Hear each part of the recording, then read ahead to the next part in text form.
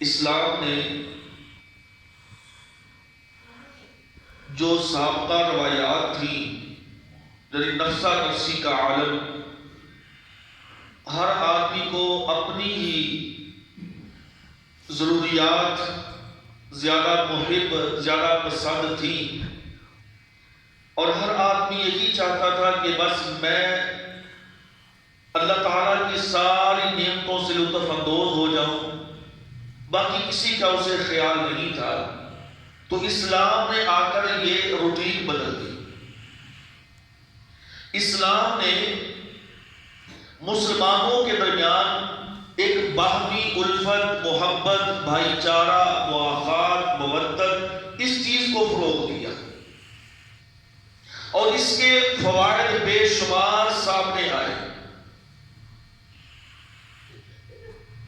اس کے فوائد میں سے جو سب سے بڑی بڑی باتیں ہیں وہ یہ ہیں، میں بھی جانتا ہوں، آپ بھی جانتے ہیں، ہر مورخ، ہر سمجھنے والا جانتا ہے کہ مواخات، مودت، بھائی چارے سے پہلے اس کائنات میں لوگوں کی ایک کیفیت تھی کہ ایک دوسرے کے خون کے پیاسے تھے۔ اگر کسی معمولی سی بات پہ لڑائی جھگڑا شروع ہو جاتا تو نسل در نسل وہ قتل و غارت رکتی نہیں تھی، بلکہ بڑھتی ہی جاتی تھی۔ دشمنیاں بڑھ گئی، چوریاں، ڈکیتیاں اور زنا، اس طرح کے بے شمار جرائم جو کہ معاشرے کی آبادگاہ بن چکے تھے۔ اور جب اسلام نے مودت کے لیے بھائی چارہ، آپس کے اندر محبت اور الفت کو اللہ تبارک و تعالیٰ نے ہمیں اپنانے کا حکم دیا اور مسلمانوں نے اس پر عمل کیا، تو تاریخ اس بات کی گواہ ہے کہ مسلمانوں کے اندر ایسا ایک ماحول پیدا ہوا، مسلمانوں کے اندر ایسی ایک محبت کی فضا پیدا ہوئی کہ جو لوگ ایک دوسرے کو مارنے کاٹنے پر تلے تھے، وہ ایک دوسرے کے لیے جانے دینے والے بن گئے، اور جو دوسروں کی عزت کے لٹیرے تھے وہ عزتوں کے محافظ بنے، اور جن کی ساری زندگی کرائم میں، جرائم میں گزری تھی، وہ لوگ جرائم سے توبہ طائب ہو کر اپنی زندگی کو تقوی، اپنی زندگی کو ایمان، اپنی زندگی کو سلام، اس کے لبادے میں اوڑھ کر اپنے اللہ کے سامنے پیش ہوئے۔ اور یہ کس چیز نے کیا؟ یہ کیسے ہوا؟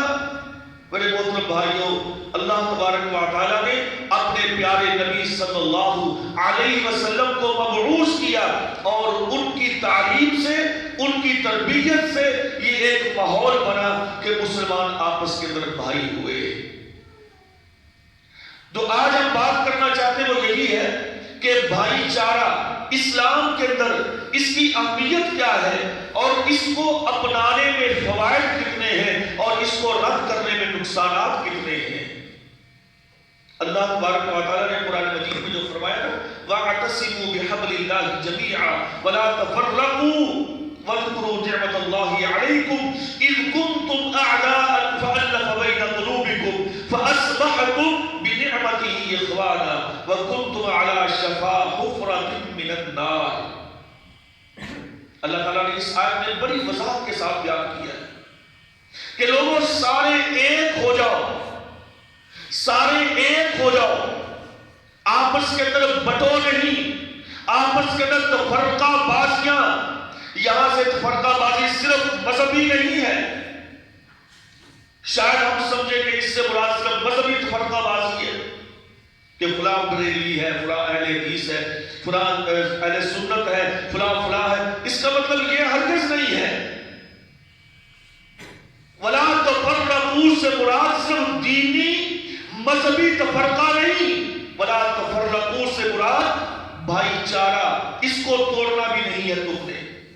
مسلمان کے درمیان تفرقہ نہ پیدا کرے، مسلمان کے درمیان کوئی خلف یا اس قسم کی کوئی ناچاکی ایسی پیدا نہ کرے کہ جس کے ساتھ مسلمان ایک دوسرے سے دور ہو جائے.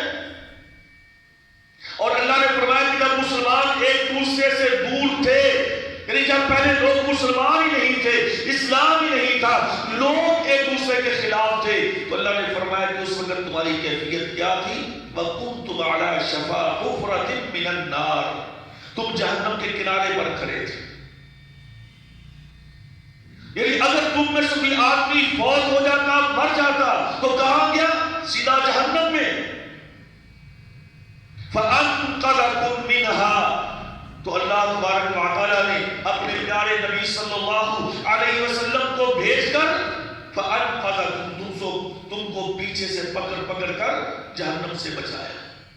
فَأَنْقَذَكُم کہتے ہیں یہاں گرے بار سے پکڑ کے پیچھے کھینچنا. یعنی کہ نبی صلی اللہ علیہ وسلم نے تمہیں تعلیم، تمہاری تربیت ایسی کی کہ تمہیں پیچھے کیا جہنم کے کنارے سے. اگر اسی حالت میں مر جاتے تو فرقوں کے اندر، لڑائیوں میں، جھگڑوں میں، چاہے تم سمجھو کہ ہم بڑے بہادر ہیں، تمہیں بڑا ایوارڈ مل جائے کہ بڑا شجاع، بڑا بہادر ہے، لیکن اگر اس کی لڑائی اپنی جائیداد کے لیے ہے، اگر اس کی لڑائی اپنے کسی اور معاملے کے لیے ہے، دنیا کے لیے ہے، تو اللہ فرماتا ہے کہ وہ جہنم میں جائے گا، وہ جنت میں نہیں جا سکتا. آج ہمارے ہم یہی ہوتا ہے نا کہ فلاں بندہ مر گیا، بڑا بہادر ہے، انہیں فلاں خاندان نے 4 بندے کلے میں مار دیتے، اور بندہ بڑا چنگا سی، بڑا نیک آدمی سی. میرے بھائیوں، وہ جہنمی ہے. وَكُنْتُمْ عَلَى شَفَا حُفْرَةٍ مِّنَ النَّارِ، یہی جہالت ہے، یہی وہ سنگینی ہے، یہی وہ بڑا جرم ہے کہ جس کو آج تک ہم نہ سمجھ پائے. ہم نے سمجھا بڑا بہادر، اس نے 4 بندے مار دیے فلانوں کے. اللہ فرماتا ہے وَكُنْتُمْ عَلَى شَفَا حُفْرَةٍ مِّنَ النَّارِ، وہ تو جہنم کے کنارے پہ کھڑا ہے، تم اسے دعا دے رہے ہو. ہاں اگر لڑنا ہے، اگر مرنا ہے، شوق ہے لڑائی کا، تو پھر آؤ میدان جہاد ہے، کافر کے خلاف ہے. دشمن وہ ہے جو اسلام کا دشمن ہے. باہر کیا یہ ایک الگ بات ہے. عرض کر رہا ہوں، اللہ تبارک و تعالیٰ نے فرمایا کہ میں نے تمہارے اندر بھائی چارہ پیدا کیا، اور وَأَصْبَحْتُمْ بِنِعْمَتِهِ إِخْوَانًا، اللہ کی نعمت سے تم آپس میں بھائی بنے. اللہ کی نعمت سے، اللہ کے خاص فضل و کرم سے. اگر اللہ تمہارے دلوں کے اندر یہ محبت پیدا نہ کرتا تو تم ایک دوسرے کے خلاف ساری زندگی گزار دیتے. تو میرے بھائیوں، اس بھائی چارے کو، یعنی اسلام کے اندر مواخات کو ہم نے قیامت تک کے لیے قائم رکھنا ہے. اور یہی تعلیم ہے ہمیں ہمارے پیارے نبی صلی اللہ علیہ وسلم کی. آپ نے اسی تعلیم کے اندر بے شمار ہمیں نصیحتیں فرمائی، آپ کے بے شمار فرامین ہیں. یہاں تک آپ نے فرمایا تھا کہ لوگ اس بھائی چارے کو قائم رکھیں اور اللہ کے عذاب سے بچتے رہیں. آپ نے فرمایا کہ لا یؤمن احدکم، پیچھے آپ نے فرمایا لا تدخلوا الجنہ، لوگوں تم جنت میں نہیں جا سکتے الا ان تحابوا بینکم، جب تک تم آپس کے اندر محبت نہیں کرو گے. تم جنت میں نہیں جا سکتے جب تک تم آپس میں محبت نہیں کرو گے. اب ذرا اس جملے پہ غور کریں. ہماری محبت اپنے بھائیوں کے ساتھ کیسی ہوتی ہے؟ ہماری محبت ہوتی ہے مفاد کے لیے. ہمارا کسی کے ساتھ اٹھنا بیٹھنا ہوتا ہے مفاد کے لیے. ہمارا کسی کے ساتھ لگاؤ ہوتا ہے مفاد کے لیے.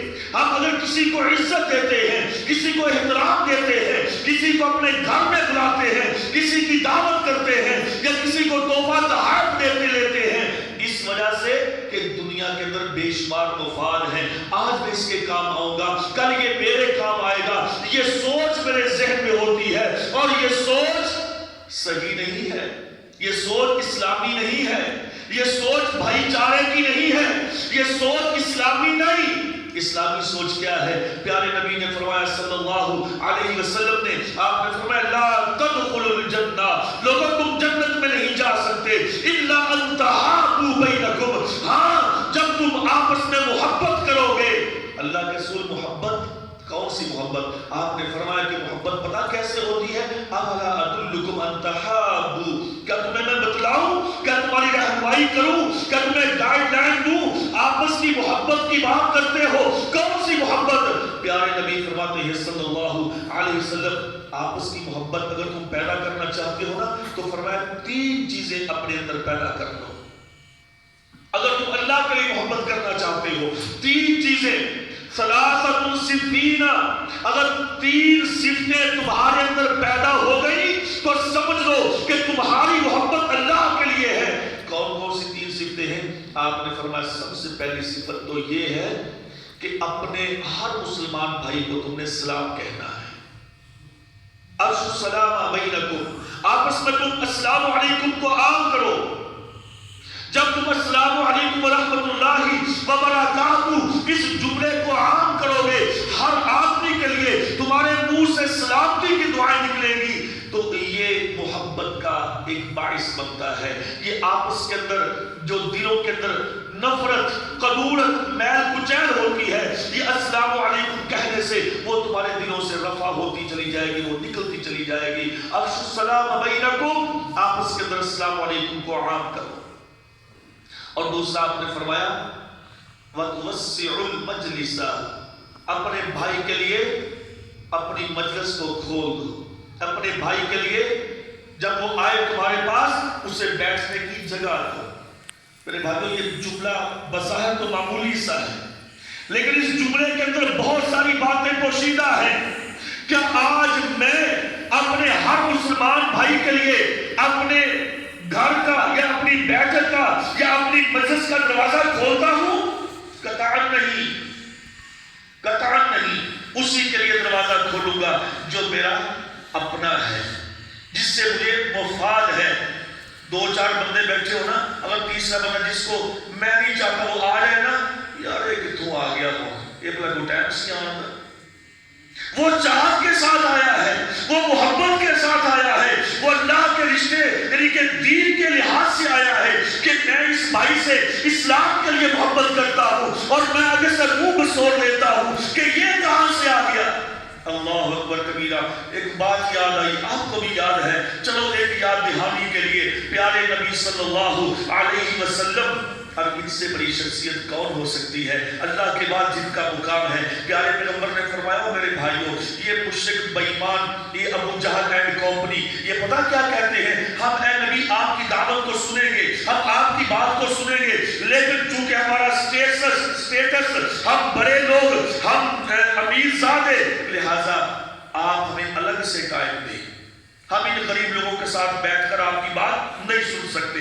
پیارے پیغمبر صلی اللہ علیہ وسلم نے فرمایا ٹھیک ہے میں تمہیں ٹائم دیتا ہوں، کیونکہ پیارے نبی صلی اللہ علیہ وسلم کی تو آپ کی تو عادت مبارکہ تھی کہ میری بات، میری دعوت لوگ کہیں نہ کہیں سن لیں، شاید ان کی زندگیاں بدل جائیں، ان کی آخرت سنور جائے، یہ اللہ کے عذاب سے بچ جائیں، یہ کامیاب ہو جائیں۔ آپ کو اس قدر حریص تھے لوگوں کے اسلام لانے پر، آپ نے فرمایا ٹھیک ہے میں تمہیں الگ سے ٹائم دیتا ہوں۔ آپ نے صحابہ اکرام کو فرمایا میرے بھائیوں، آپ تو میرے ہو، آپ تو میرے ساتھی ہو، آپ تو میرے جسم و جان ہو، لیکن پتہ کیا شاید ہی لوگ مسلمان ہو جائے، جب میں ان کے پاس جاؤں نا تو میرے پاس نہیں آنا۔ صحابہ اکرام تو آپ کی بات کے مطلب بھائی کہتے تھے۔ ایک صحابی، اللہ اکبر کبیرہ، ایک صحابی آنکھوں سے نبینا ہے، معذور ہے، نظر نہیں آتا، اسے اس مسئلے کا پتہ نہ چلا، اس بات کا اس کو علم نہ ہوا۔ ایک دن آیا، پوچھا پیارے پیغمبر کہاں ہیں؟ بتانے والوں نے بتایا وہ تو ان کی محفل میں گئے ہوئے ہیں، مشرکین کے پاس دعوت دینے کے لیے گئے ہوئے ہیں، اسے اس بات کا علم نہیں تھا۔ وہ صحابی پوچھتا پاچھتا وہ دیواروں کو ٹٹولتا ہوا اس دروازے پہ چلا گیا، ہاں جی اندر داخل ہوا، پیارے نبی صلی اللہ علیہ وسلم نے بس معمولی سا محسوس کیا، آپ نے اس کو دیکھ کے آپ کو غصہ سا آ گیا کہ میں نے ان کو روکا بھی ہے، یہ پھر آ گئے ہیں، اور میں شاید کی میری دعوت سے یہ لوگ مسلمان ہو جائیں۔ دیکھیے آپ نبی صلی اللہ علیہ وسلم کا مقام، آپ کی عظمت، آپ نے تو اس لیے منع کیا تھا یہ مسلمان ہو جائیں گے، آپ نے تھوڑا سا محسوس کیا، کہا کچھ نہیں، زبان سے آپ نے اسے کچھ نہیں کہا، لیکن اللہ رب العالمین کو یہ ادا پسند نہ آئی۔ اللہ نے جبریل کو بھیجا، جبریل جائیے، جا کے میرے نبی کو بتا دیجئے اور دنیا میں یہ آج کے بعد اعلان کر دیجئے اور قیامت تک یہ جملہ بنا جائے گا، عَبَسَ وَتَوَلَّىٰ أَن جَاءَهُ الْأَعْمَىٰ وَمَا لعلہ یزکا او یذکر فتنفعہ الذکریٰ اما من استغنی. اللہ نے پوری سورت کو نازل کر دیا. اللہ نے فرمایا کہ اے نبی صلی اللہ علیہ وسلم یہ کیا کیا تم نے, یہ کیسے کیا تم نے؟ عبس وتولی, تم نے اپنے چہرے پر اپنی پیشانی پر بل ڈال دیے, یعنی کہ کیوڑی چڑھا لی, اپنا منہ بسور لیا. کب؟ ان جاءہ الاعمی, جب ایک نبینا آدمی آ گیا. آپ نے اس کے آنے پر یہ گراں سمجھا کہ یہ کیوں آ گیا. اور میرے بھائیوں, پیارے نبی صلی اللہ علیہ وسلم اپنے کسی بھائی کے آنے پر, حالانکہ آپ کی نیت سبحان اللہ پاکیزہ ہے, آپ کی سوچ سبحان اللہ مطہرہ اور طاہر ہے, لیکن اس کے باوجود بھی اللہ کو یہ عمل پسند نہ آیا. اللہ نے ڈانٹ دیا اور قرآن مجید کو نازل کر دیا. تو بھائیوں, آج ہم اپنے مسلمان بھائی کو دیکھ کر جو اپنے ماتھے پہ تیوریاں چڑھا لیتے ہیں, اپنے منہ بسور لیتے ہیں, تو آ گیا ہونے کا کچھ آندہ ٹائم سی, اور پھر ہم اپنی مجلس کو جلد ہی کلوز کر کے اٹھ جاتے ہیں کہ تاکہ یہ ہماری مجلس میں شریک نہ ہو سکے. تو بتائیے کتنا بڑا جرم ہے. اللہ رب العالمین نے فرمایا کہ نبی سے یہ عمل ہوا تو مجھ سے برداشت نہ ہوا, تو اگر مجھ سے یہ عمل ہوگا, ہم سے یہ عمل ہوگا, تو اللہ کیسے برداشت کریں گے؟ اللہ فرماتا ہے یہ میرا بندہ تجھے ملنے کے لیے آیا ہے, یہ دینی بھائی ہے, دینی بھائی. اور یاد رکھیے حقیقی بھائی سے دینی بھائی کا تعلق زیادہ مضبوط ہوتا ہے, زیادہ گہرا ہوتا ہے. اسلام کی یہی تعلیم ہے. چلیے آگے چلتے ہیں. پیارے پیغمبر نے فرمایا صلی اللہ علیہ وسلم نے کہ وَتْوَسِّعُ الْمَجْلِسَ فِيهِ, اپنے بھائی کے لیے اپنے مجلس کو کھلا کر دو, اپنے دسترخوان کو اس کے لیے کھلا کر دو. اللہ اکبر کبیرہ.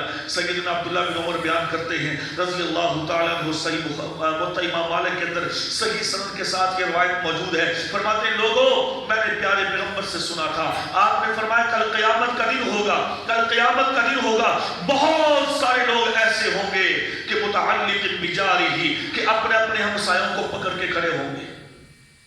بہت سارے لوگ ایسے ہوں گے اپنے پڑوسی کو پکڑ کے کھڑے ہوں گے اور اپنے پڑوسی کو پکڑ کے رب کے سامنے گھسیٹ کے لا رہے ہوں گے. اللہ فرماتے ہیں کیا مسئلہ بھی, کیا بات ہے؟ اللہ کو تو علم ہے. اللہ پوچھتے ہیں کیا ہوا؟ وہ یقول, وہ بندہ کہے گا اے اللہ یہ وہ شخص ہے کہ من اغلق بابہ, جس نے میرے لیے اپنا دروازہ بند کر لیا تھا, اور اپنے رشتہ داروں کے لیے یا اپنے عزیزوں کے لیے یا اپنے چاہنے والوں کے لیے یا مفاد والوں کے لیے اس کے دروازے کھلے تھے اور میرے لیے اس کا دروازہ بند تھا. میں اس کا پڑوسی تھا, اس کا ہمسایہ تھا, مسلمان تھا, کلمہ پڑھنے والا تھا, میرے گھر میں کچھ نہیں تھا, میرے پاس کھانے کے لیے نہیں تھا, میرے پاس پہننے پینے کے لیے نہیں تھا, لیکن یہ اوروں کی دعوتیں کرتا رہا, اوروں کے ساتھ مل کے اپنی زندگی کے اندر عیاشیاں کرتا رہا. میں اس کا پڑوسی ہمسایہ تھا, اس نے میرا خیال ہی نہیں کیا.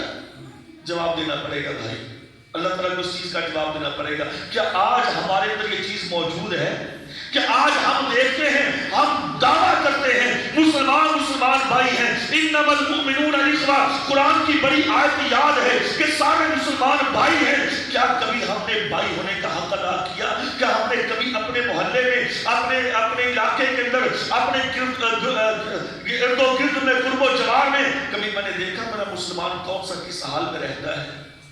بھائی چارے کا مسئلہ یہ تو نہیں کہ جی میں نے کلمہ پڑھ لیا لو سارے مسلمان میرے بھائی ہیں بس بات ختم ہو گئی. بھائی بھائی چارے کا مقصد تو یہ ہے اپنے بھائی کی ضروریات. اللہ فرماتے ہیں وتعاونوا علی البر والتقوی ولا تعاونوا علی الاثم والعدوان. تیرا بھائی کسی بھی معاملے کے اندر تجھ سے مدد چاہتا ہے, تجھ سے کسی چیز کی ضرورت چاہتا ہے, تو بھائی تیرے اختیار میں ہے, اس کو پورا کر. اور واللہ فی عون العبد ما کان العبد فی عون اخیہ. اللہ رب العالمین نے فرمایا کہ جب تک میرا بندہ اپنے بھائی کی مدد میں رہتا ہے, اور ایک دوسری روایت میں ہے فی حاجت اخیہ, جب بندہ اپنے بھائی کی کسی حاجت کو پورا کرتا ہے تو اللہ اس بندے کی حاجت کو پورا کر دیتا ہے. اگر میں اپنے کسی بھائی کی حاجت کو پورا کروں, اللہ میری حاجت کو پورا کرتا ہے. تو بھائیوں باہر کر بات میں یہ کر رہا ہوں کہ مسلمان کے اندر باہمی تعلق کیسا ہونا چاہیے, مسلمان کے اندر باہمی ربط کیسا ہونا چاہیے اور یہ ربط بڑھتا کیسے ہے؟ صحیح بخاری مسلم کی حدیث ہے، پیارے نبی نے فرمایا صلی اللہ علیہ وسلم نے حق المسلم علی المسلم ست، ایک روایت میں آتا ہے خمس، آپ نے فرمایا کہ مسلمان کے مسلمان پر 6 حق ہیں، 6 حق ہے مسلمان کے مسلمان پر۔ سب سے پہلا حق اذا لقیتہ فسلم علیہ، جب مسلمان کو کہیں ملاقات ہو جائے رستے میں، بازار میں، گھر میں، دکان میں، تو سب سے پہلا کام اس کو سلام کرنا ہے، السلام علیکم ورحمۃ اللہ وبرکاتہ۔ اور صحیح بخاری کی حدیث ہے، پیارے پیغمبر نے فرمایا کہ فسلم علی من عرفت ومن لم تعرف، تو ہر اس بندے کو سلام کہے جو تجھے جانتا ہے یا تجھے نہیں جانتا۔ لیکن آج ہماری تو عادتیں ایسی بن چکی ہیں کہ جو جاننے والا ہے، جو قریبی ہے، جو تعلق دار ہے، اس کو تو سلام بھی کرتے ہیں، اس کے ساتھ معانقہ بھی کرتے ہیں، اس کو گلے بھی لگاتے ہیں، اس کی ضروریات کو بھی پوچھتے ہیں۔ جو نہیں جانتا، پتہ نہیں یہ کون ہے، کہاں سے آیا، کدھر جانا ہے، کون ہے، کیا ہے، اس کے بارے میں کبھی ہم نے پوچھا تک نہیں ہے۔ اللہ اکبر کبیرہ۔ پیارے پیغمبر نے فرمایا کہ پہلا حق یہ کہ سلام کر اپنے ہر مسلمان بھائی کو جو تجھے جانتا ہے یا تجھے نہیں جانتا۔ اور دوسری صحیح مسلم کی روایت ہے، پیارے پیغمبر نے فرمایا کہ قیامت کی علامات میں سے ایک علامت یہ بھی ہے کہ لوگ اپنے جاننے والوں کو، اپنے چاہنے والوں کو، اپنے تعلق داروں کو سلام کریں گے اور دوسروں کو وہ چھوڑ دیں گے۔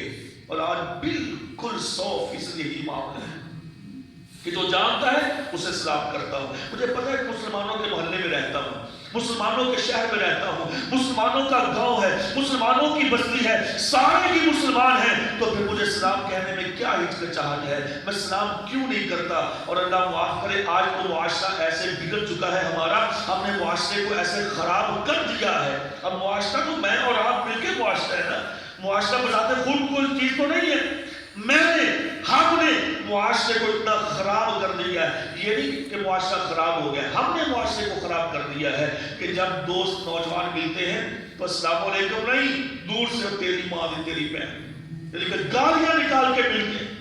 لیکن یہ انداز ہے ملنے کا، اور بڑے خوش ہوتے ہیں۔ میرے بھائیوں، یہ جاہلوں کا انداز ہے، یہ اسلام کا انداز نہیں ہے۔ اسلام کا انداز ہے السلام علیکم ورحمۃ اللہ وبرکاتہ، یہ اسلامی انداز ہے ملنے کا۔ دوسری بات پیارے پیغمبر نے فرمایا کہ مسلمان کا جو مسلمان پہ حق ہے، اذا مرض فعودہ، جب تیرا مسلمان بھائی کوئی بیمار ہو جائے تو جا کے اس کی عیادت کر، اس کا پتہ کر، اس کا حال احوال پوچھ۔ اللہ اکبر کبیرہ۔ عیادت کے متعلق بے شمار احادیث ہیں۔ پیارے پیغمبر نے فرمایا، صحیح مسلم کی روایت ہے، آپ نے فرمایا کہ جو آدمی من عاد مریضاً، جو آدمی اپنے کسی مسلمان مریض بھائی کی عیادت کے لیے نکلتا ہے، صلی اللہ علیہ 70,000 ملک، اللہ رب العالمین 70,000 فرشتوں کو اس بندے پر مقرر کر دیتے ہیں کہ یہ میرا بندہ اپنے بھائی کا پتہ کرنے کے لیے گیا ہے، اس کی عیادت کرنے کے لیے گیا ہے۔ 70,000 ملک، 70,000 فرشتے اس کے لیے دعا کرتے رہتے ہیں۔ اور پھر آپ نے فرمایا کہ جب تک وہ بندہ اپنے بھائی کی عیادت کے لیے جاتا ہے اور بیٹھا رہتا ہے تو فی غرفۃ الجنہ، وہ جنت کے ایک باغ میں ہوتا ہے، وہ جنت کے میوے چن رہا ہوتا ہے، وہ جنت کی رنگینیوں سے لطف اندوز ہو رہا ہوتا ہے، جب تک اپنے بھائی کے پاس بیٹھا اس کی عیادت کرتا رہتا ہے۔ اور آپ نے فرمایا کہ مسلمان کا یہ مسلمان پہ حق ہے کہ جب مسلمان بیمار ہو جائے فعودہ، اس کی عیادت کرنی چاہیے، اس کے پاس جانا چاہیے، اس کے حال احوال پوچھنے چاہیے۔ اور پھر آپ نے فرمایا اگلی چیز، آپ نے فرمایا کہ مسلمان کا مسلمان پہ یہ بھی حق ہے کہ اگر کوئی مسلمان تم سے مشورہ مانگے فاستنصحہ، اس کو اچھا مشورہ دینا چاہیے، برا مشورہ نہیں دینا چاہیے۔ آجی بعض کا بالخصوص دکاندار، اگر میری دکان ہے کسی بھی چیز کی، اگر دوسرا بھائی مجھ سے آ کے پوچھے گا کہ بھائی جان بتاؤ، میں یہاں تیرے قریب تیرے پڑوس میں دکان بنانا چاہتا ہوں اور یہی دکان جو تو نے بنائی ہے، بتاؤ کیسا رہے گا، میرا کاروبار تو ٹھیک ہے؟ میں نے کہا نہیں یار اتنے کام ہی ہوتی ہے، تو کوئی اور جا کے جگہ گا۔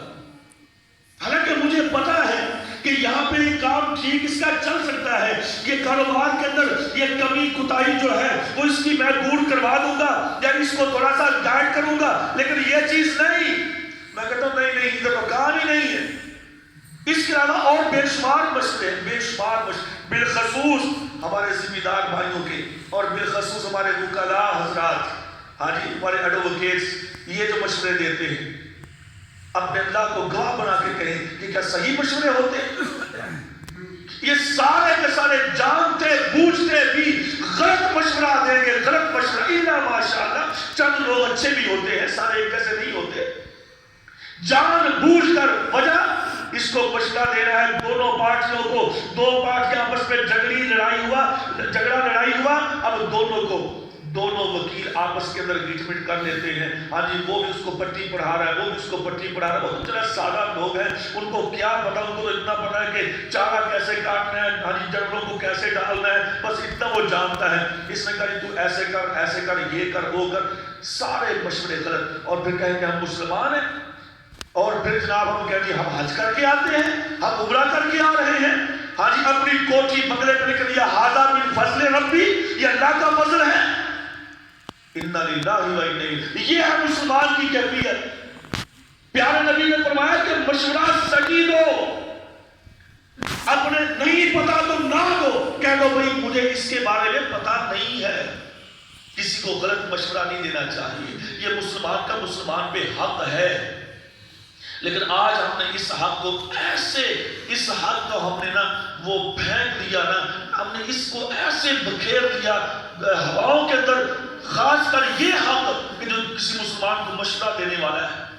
میرے بھائیوں، مشورہ صرف شادی بیاہ کا مشورہ ہی نہیں ہوتا، مشورے اور بے شمار ہوتے ہیں، لڑائی جھگڑوں کے مشورے ہوتے ہیں، کاروبار کے مشورے ہوتے ہیں، اور اس طرح بے شمار مشورے ہوتے ہیں کہ جن کے بارے میں ہمیں مثبت سوچ رکھنی چاہیے، اپنے بھائی کے لیے کبھی نقصان نہیں سوچنا چاہیے، اپنے بھائی کے لیے ہمیشہ اچھا سمجھنا چاہیے۔ وہ صحیح بخاری کا حدیث جو میں پہلے پڑھ رہا تھا، پیارے پیغمبر نے فرمایا کہ آؤ اولا ادلکم، میں تمہیں رہنمائی کرتا ہوں، میں تمہیں بتلاتا ہوں آپس میں تمہاری محبت کیسے بڑھے گی۔ آپ نے فرمایا ہاں، آپس میں محبت کو بڑھانے کا، محبت کو پیدا کرنے کا جو طریقہ ہے، آپ نے فرمایا کہ اس وقت تک تم میں سے کوئی آدمی مومن نہیں ہو سکتا ما یحب لأخیہ، جب تک کہ وہ اپنے بھائی کے لیے وہ چیز پسند نہ کرے کہ جو وہ اپنے لیے پسند کرتا ہو۔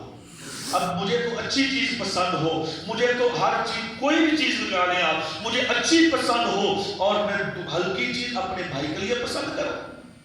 یہ ہم پہلے بھی بات کر رہے تھے، اکثر ایسے ہوتا نا جی یہ ہلکی پھلکی چیز ہے، اب یہ کسی کام کاج کی نہیں، یہ کباڑ بن گیا، سکریپ ہو گیا، یہ اللہ کے راستے پہ دے دو، یہ اللہ کو ہم سکریپ دیتے ہیں، اللہ کو ہم کباڑ دیتے ہیں، اور خود ہم اچھی چیز کی جستجو میں رہتے ہیں کہ نہیں اچھی چیز میرے پاس آنی چاہیے، اچھی چیز میرے پاس آنی چاہیے۔ سبحان اللہ، طلحہ رضی اللہ تعالی عنہ پیارے پیغمبر کے عظیم صحابی ہیں، جب اللہ رب العالمین نے یہ آیت نازل فرمائی لن تنالوا البر حتى تنفقوا مما تحبون، اللہ نے فرمایا کہ اس وقت تک تم نیکی کے صحیح مقصد منہج کو نہیں پہنچ سکتے جب تک سب سے زیادہ عزیز چیز اللہ کے راستے میں نہیں دو گے۔ طلحہ رضی اللہ تعالیٰ عنہ بھاگے پیارے پیغمبر کے پاس آئے، آپ کا مسجد کے سامنے باغ تھا، اور پورے مدینے میں سب سے زیادہ خوبصورت، سب سے زیادہ اچھا، لوکیشن کے لحاظ سے، پھل کے لحاظ سے، ہر لحاظ سے وہ باغ سب سے اچھا تھا۔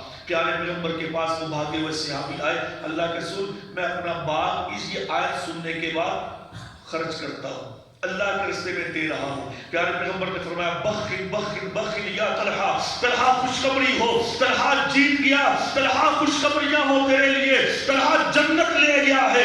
کیسا تم نے سودا کیا ہے کہ یہ باغ جو مدینے میں، پورے مدینے سے سب سے بیسٹ جگہ پہ، لوکیشن کے لحاظ سے، پھل کے لحاظ سے، ہر چیز کے لحاظ سے تو اللہ کے راستے میں دے رہا ہے۔ آپ نے فرمایا طلحہ تم نے جنت خرید لی ہے، طلحہ تم نے جنت خرید لی ہے، طلحہ تم نے جنت خرید لی ہے، کتنا خوش قسمت ہے تو آدمی۔ اور ہم کباڑ دیتے ہیں، سکریپ دیتے ہیں، اللہ کے راستے میں سکریپ جو کسی کام کاج کی چیز نہیں نا، دے دو جا کے اللہ کے راستے میں، بھئی یہ کام تو ٹھیک نہیں ہے۔ جب تک اپنے بھائی کے لیے وہ چیز پسند نہ کرو جو اپنے لیے کرتے ہو، پیارے پیغمبر نے فرمایا تمہارا ایمان مکمل نہیں ہے، اپنے بھائی کو ترجیح دو اپنے پر۔ اور پھر آپ نے فرمایا میں تمہیں ایک چیز بتاؤں، پیارے پیغمبر نے فرمایا تمہارے یہ دلوں سے گلے شکوے کیسے ختم ہو گئے؟ آپ نے فرمایا کہ لوگوں تصافحوا تذهب الغل، تصافحوا، آپس میں جب ملو مصافحہ کیا کرو، آپس کے اندر ملو معانقہ کرو۔ جب تم مصافحہ کرو گے، ہاتھ سے ہاتھ ملاؤ گے، تذهب الغل، تمہارے دل سے نفرت، قدورت، جو بغض ہے وہ سارا ختم ہو جائے گا، اللہ اس کو نکال دے گا۔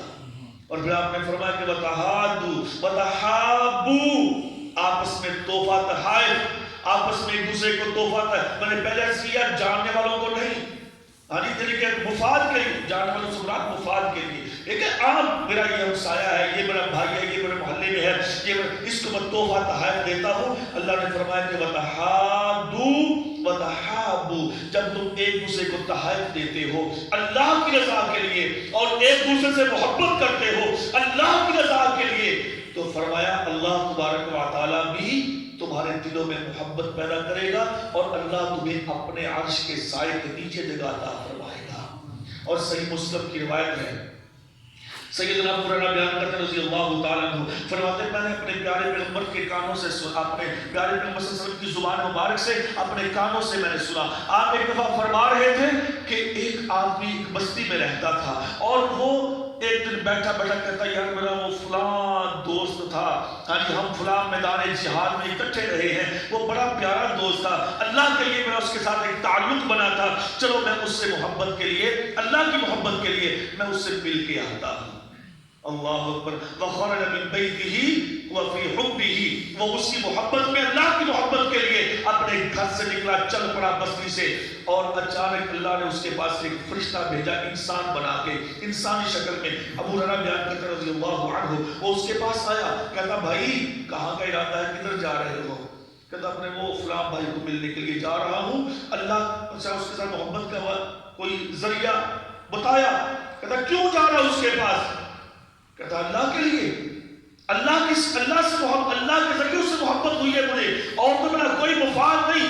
فرمایا شاید دیکھنا، یاد کرنا کہ شاید تیرے اوپر اس کا کوئی احسان ہو، اعلیٰ کا نعمت علیہ اتربوها، کیا تجھ پر اس کا کوئی احسان ہے کہ تو اس کا احسان جتلانے کے لیے جا رہا ہے؟ اس نے کہا قال لا واللہ احبک فی اللہ، اللہ کی قسم ایسی کوئی بات نہیں ہے، میں تو صرف اللہ کی رضا کے لیے اسے محبت کرتا ہوں اور اس کے پاس ملنے کے لیے جا رہا ہوں۔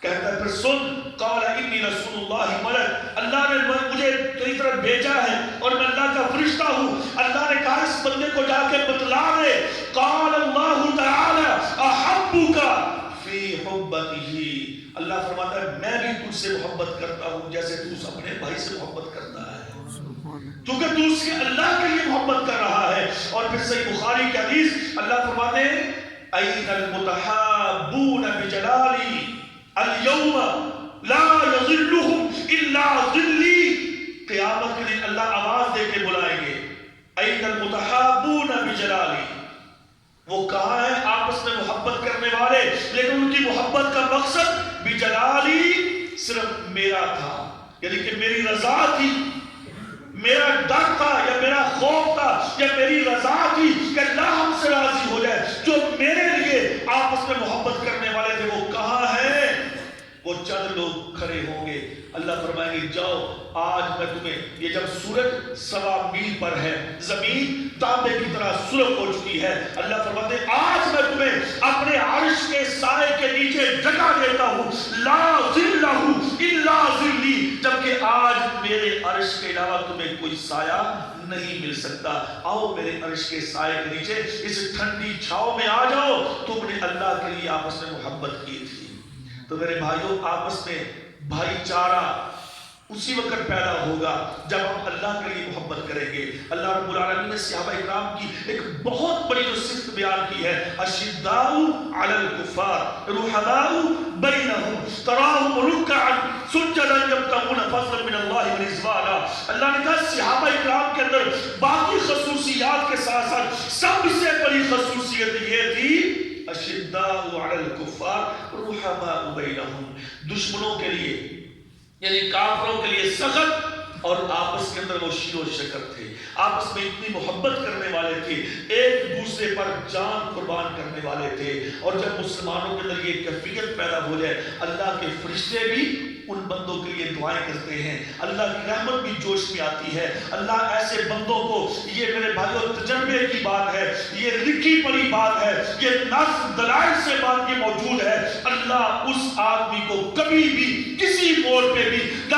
ضائع کرتا ہے، نہ اسے پریشانی لاحق کرتا ہے، نہ اللہ اسے کسی مصیبت میں پھنساتا ہے۔ جو بندہ اپنے بھائیوں سے صرف اللہ کے لیے محبت کرتا ہو، جس میں مفاد ہوگا وہ مفاد کی حد تک ہوگا، جس میں اللہ کی رضا ہوگی وہ دنیا میں بھی کامیاب ہے اور آخرت میں بھی کامیاب ہے۔ اللہ تعالی ہمیں آپس کے اندر اللہ کی رضا کے لیے محبت کرنے کی توفیق عطا فرمائے۔